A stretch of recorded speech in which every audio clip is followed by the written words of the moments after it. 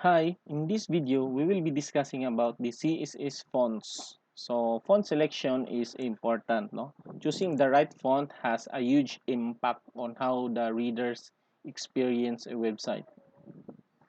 The right font can create a strong identity for your brand. Okay? Using a font that is easy to read, no? The font adds value to your text. It is important to choose the correct color and text size for the font, no?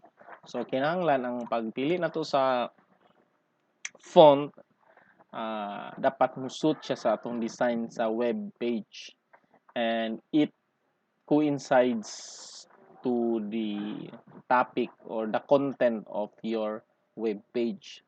For example, if your page is about birthday, so you need to, or birthday designs or parties. So with that, of course, you need to give more attraction to your website, no? Mas medyo siya bibo para siya dili siya boring kay birthday man, no? So that's uh, that is important, no, when choosing a font of your web page. So here are the some generic font families. The first one is the serif. Ang serif is kanang nay mga giway-giway nga design. So gitawag na siya og serif nga font. Ang sans serif is kanang mga straight lang. Wala siya mga giway-giway.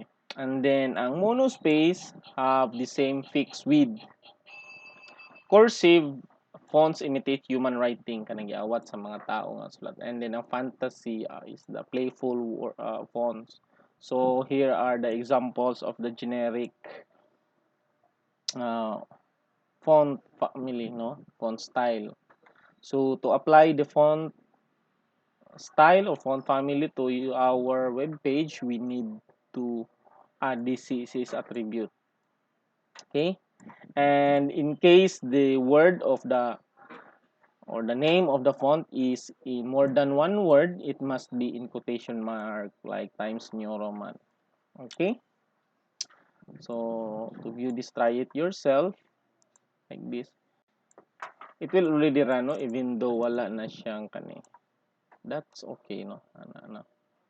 Arial.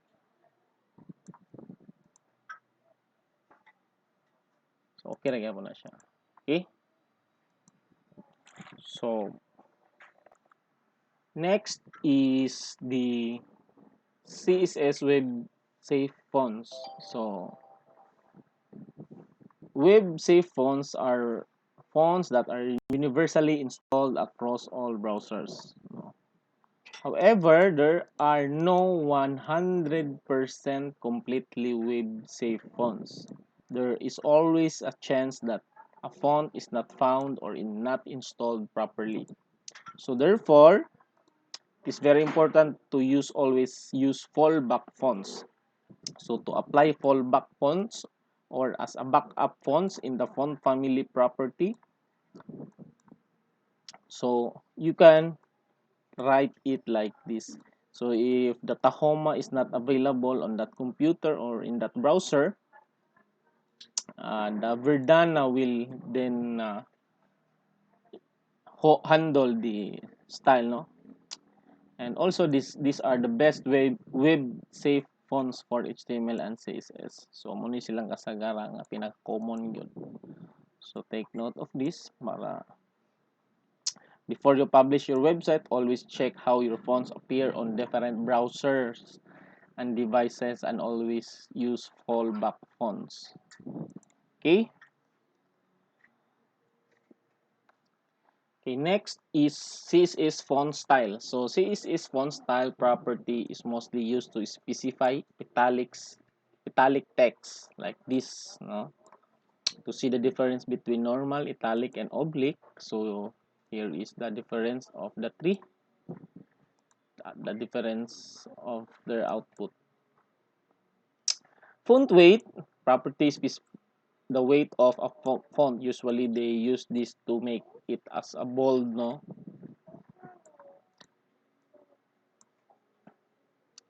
Font variant properties specify whether or not a text should be displayed in a small caps font. So the example is this one, no?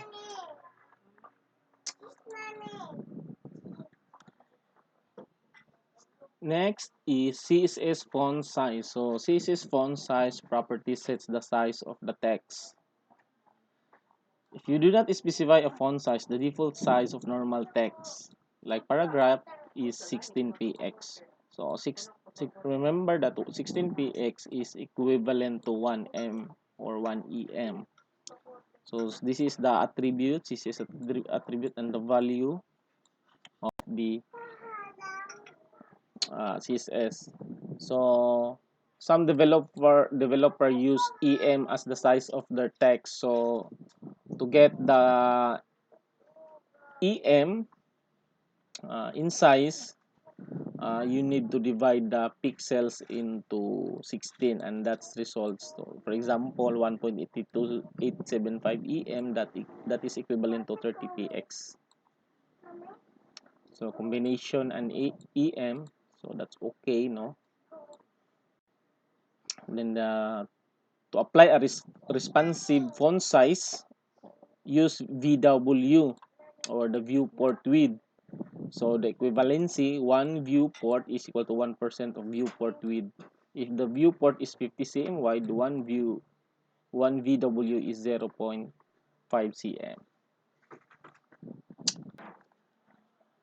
Okay, next is the shorthand of the font. To shorthand or to shortcut the font, just use this one, no? Font, and then the family, and then the small caps, and the width and the size, and the font family. Okay, this is how you